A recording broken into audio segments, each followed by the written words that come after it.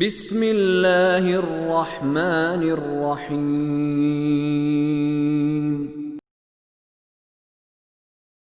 وقال الذين استضعفوا للذين استكبروا بل مكر الليل والنهار إذ تأمروننا أن نكفر بالله ونجعل له أندادا وأسروا الندامة لما رأوا العذاب وجعلنا الأغلال في أعناق الذين كفروا هل يجزون إلا ما كانوا يعملون وما أرسلنا في قرية من نذير إلا قال مترفوها إنا بما أرسلتم به كافرون وقالوا نحن أكثر أموالا وأولادا وما نحن بمعذبين. اور کمزور لوگ بڑا بننے والوں سے کہیں گے یہ جو تم کہہ رہے ہو بات یہ نہیں ہے بلکہ یہ رات دن کی تمہارے مکر تھے جب تم ہمیں اللہ سے اللہ کا انکار کفر کرنے کے لیے اور اس کے ہمسر بنانے کے لیے کہتے تھے. جب تم ہمیں کیا کہتے تھے؟ اس توحید کا انکار کرو اور اللہ کے برابر میں اس کے شریک قرار دو، چاہے عقیدے میں چاہے عمل میں. عمل میں کیا ہوتا ہے؟ ایک خدا کا قانون ہے، ایک دوسرا قانون ہے. اس دوسرے قانون کو تسلیم کر لینا، اس کی طرف رغبت کرنا، کیونکہ ادھر سے دنیاوی مفادات زیادہ مل رہے ہیں. تو جس کی رغبت ہی اس کی طرف ہو جائے وہ کیا الہی قانون کے لیے کیا کرے گا، کیا کوشش کرے گا، کیا صبر کرے گا؟ وہ تو اپنے مفادات، دنیاوی مفادات حاصل کرنے کے لیے وہ تیزیاں دکھائے گا. تو یہ کمزور لوگ کہیں گے تم کہہ رہے ہو کہ ہم خود مجرم تھے. بات یہ تھی کہ تمہارے رات دن یہی مکر اور یہی پلان ہوتے تھے. یعنی قرآن کہہ رہا ہے کہ شیاطین رات دن لگے ہوئے ہیں معاشرے کے ماحول کو گندا کرنے میں، گناہ کے مواقع زیادہ کرنے میں، لوگوں کی گمراہی کے سامان پیدا کرنے میں زیادہ سے زیادہ لگے ہوئے. آپ اپنا میڈیا ہی دیکھ لیں، اپنا سوشل میڈیا دیکھ لیں، کیا کیا اس پر نہیں آتا. وہ چیزیں جو پہلے ہم سوچ نہیں سکتے تھے کہ ہمارے بچوں کی دسترس میں ہوں گی، آج وہ پہنچا دی، گھروں میں، کمروں میں، بیڈ رومز میں پہنچا دی. جس کو فکر ہے خدا کے دین کی وہ چاہے گا کہ خدا کی باتیں بھی پہنچے وہاں تک، اس کے لیے بھی کوشش کی جائے. لیکن نہیں، ایسا ہم بہت کم کرتے. بلکہ یہ تمہاری رات دن کے تمہارے مکر تھے جب تم ہمیں اللہ سے کفر کرنے اور اس کے ہمسر بنانے کے لیے کہتے تھے. پھر بہرحال یہ ڈائیلاگ تمام ہوگا اور آگے خلاصہ اللہ بتاتا ہے، فرماتا ہے کہ جب وہ عذاب کو دیکھ لیں گے تو اپنی شرمندگی کو چھپاتے پھریں گے. دنیا میں بڑے بڑے اکڑ والے، بڑے مقام والے بنے ہوئے تھے. جب کوئی بندہ دنیا میں بہت اچھا بنا ہو اور اچانک سب کو پتہ چل جائے کہ وہ بہت ہی گندا انسان ہے، پھر وہ فیس نہیں کر سکتا لوگوں کو، چھپتا پھرتا.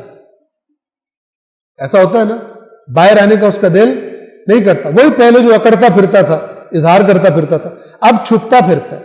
اللہ فرما رہا ہے کہ یہ شرم کے مارے چھپتے پھریں. پتہ ہوگا دونوں کرپٹ. تو یہ جو خدا نے ان کا حال کیا ہوگا، رسوا کیا ہوگا، اور جو جہنم میں ان کے لیے عذاب ہوگا، یہ اپنی شرمندگیوں کو چھپاتے پھریں گے، چھپنے کی کوشش کریں. اور ہم کفار کی گردنوں میں توق ڈال چکے ہوں گے.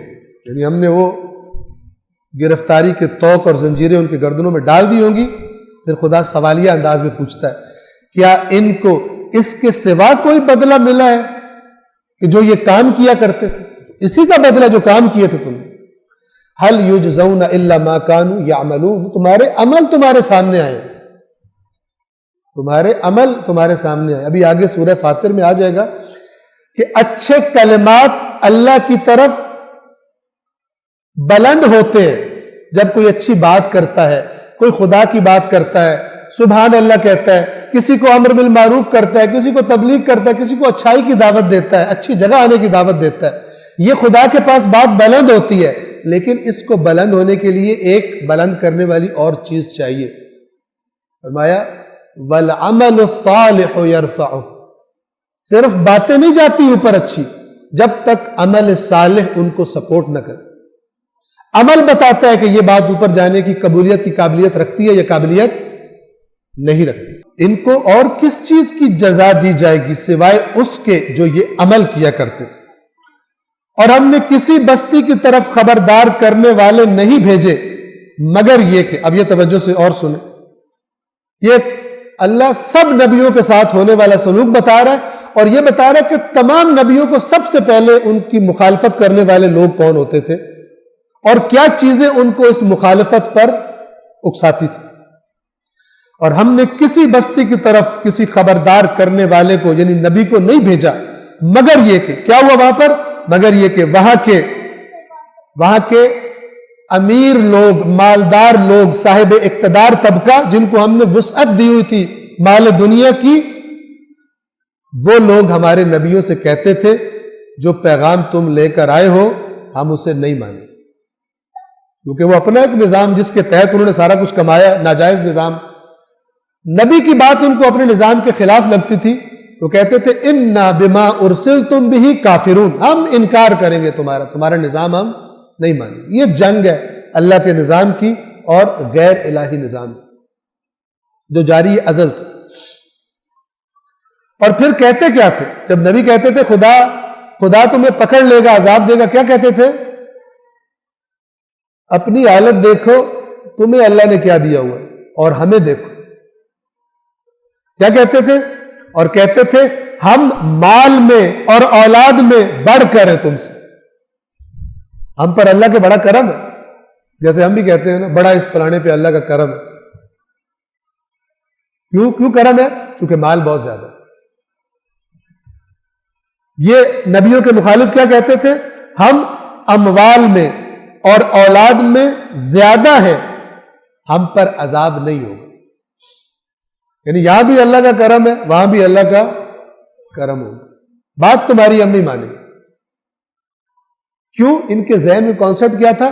اللہ کے کرم کی نشانی کیا سمجھتے تھے؟ جس کو دنیا ملی ہے اس پہ کرم ہے، اور اللہ آزمائش میں اپنے نبی غریب بھیج دیتا تھا، پھٹے ہوئے کپڑوں والے، سادہ کپڑوں والے، ایک طرف فرعون، ایک طرف حضرت موسیٰ، ایک طرف جناب عبداللہ کے یتیم جنہیں قرآن کہہ رہا ہے علم یجدک ووجدک عائلا، ہم نے آپ کو غریب پایا، غریب جو اردو میں ہم غریب کہتے ہیں، یعنی جن کے پاس مال دنیا نہیں تھا، ایسے تھے۔